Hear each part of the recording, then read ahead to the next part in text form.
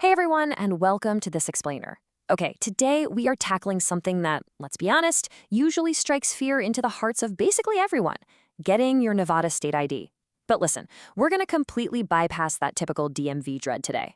Forget the confusion, forget having to make 3 different trips, and definitely forget the endless waiting.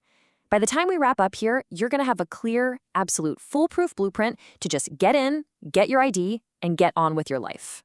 Because when you hear Department of Motor Vehicles, your brain probably just instantly jumps to those massive lines, confusing paperwork, and that totally gut-wrenching feeling of getting all the way to the front of the line only to be told, oh, sorry, you're missing this one highly specific document. We have all been there. It is the universal dread of government bureaucracy, but it really doesn't have to be that way. The guide we're breaking down today is your ultimate solution for a one-and-done visit. We're going to turn you into a tactical expert on the Nevada DMV so you can absolutely crush this process on your very first try. So here is our game plan for today. First, we'll quickly cover eligibility and the types of IDs available. Second, we'll go over gathering your essential documents. Third, we'll talk about actually acing the physical DMV visit, and finally, how you'll receive your brand new Nevada ID. All right, let's jump right into Phase 1, eligibility and ID types. Consider this your mission briefing. Before we even think about heading out into the field, we gotta make sure you're actually cleared to proceed.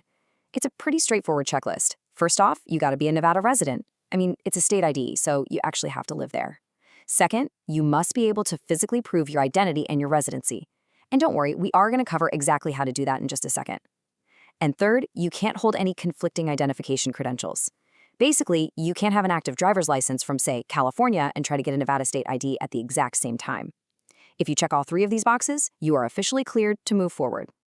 Now, you've got to make a really crucial choice about what type of ID you actually want. You've got the standard ID card, which is perfectly fine for everyday identification. It proves who you are, it's great for opening a bank account, and it works for standard government stuff.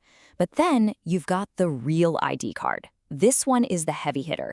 It meets strict federal requirements. And why does that matter? Well, if you plan on boarding any domestic flights or accessing secure federal facilities, you are absolutely going to need a real ID. So kind of take a second to think about your travel plans and your lifestyle before you make this choice, because it really dictates the rest of your mission. Moving right along to Phase 2, gathering your essential documents. This is getting the intel for your mission. Listen, I literally cannot emphasize this enough. This preparation phase is exactly where people either completely succeed or completely fail at the DMV.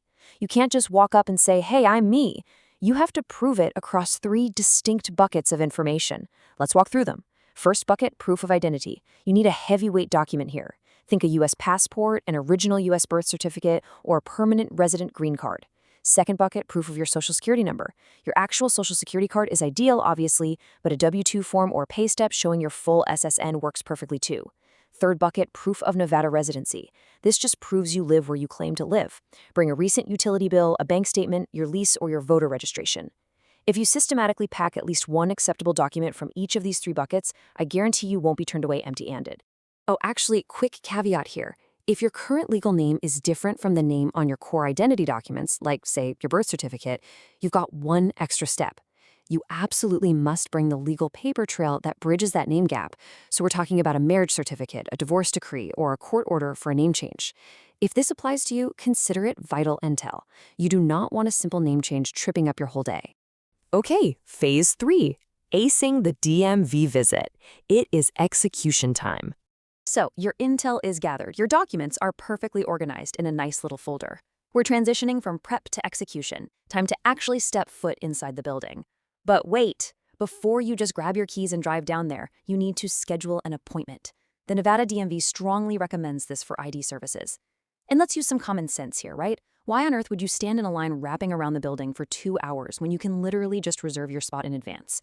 Booking ahead is the smartest, most efficient tactical move you can possibly make. Don't rely on walk-in luck. Secure your appointment. Once you're inside and they actually call your number, the counter experience is surprisingly a breeze. Here's exactly how it's going to go down. First, you'll confidently hand over that perfect stack of documents we just gathered.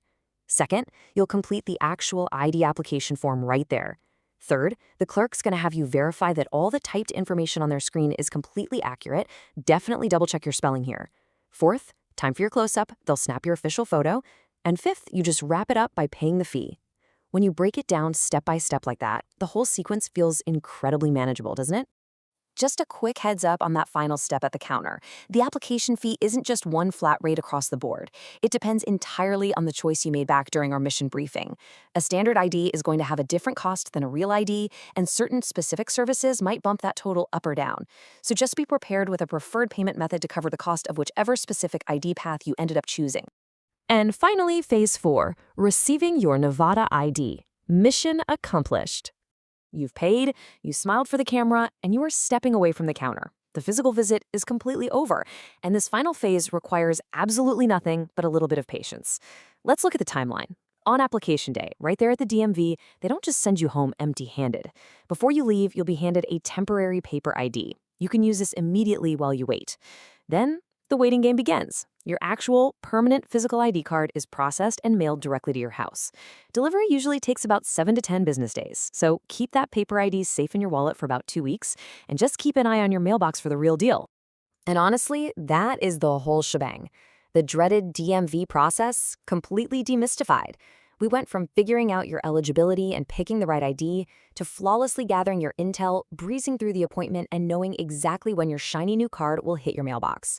You are officially prepared. So, I'm going to leave you with this.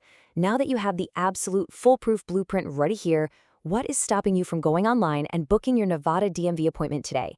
Get out there, execute the mission, and get that ID. Thanks for hanging out with me for this explainer, and I'll see you next time.